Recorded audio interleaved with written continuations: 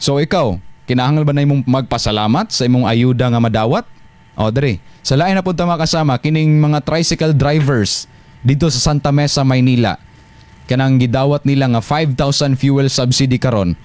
Kay dito sa usa ka gym mga kasama, sa makita ninyo sa inyong mga screen. Pag-abot ni BBM, napugos og singgit ni mga katawhan og BBM. Aron lang yun mahatagan og ayuda. Straight to the point. Sa kinahanglan ba yun nato na mga kasama, magpakaluoy ta. Aron matabangan ta. Aning mga taong kita man unta nagpalingkod sa pwesto. Mura naman hinuog kita na yung nagpakaluoy karon. Nga sila gani ang atong gibutang diha. Kung asa sila naglingkod karon, aron dunay mutabang sa ato, dunay mutabang o mutabang og manage sa mga gipang tigom ng mga kwarta sa tanang katawhang Pilipino.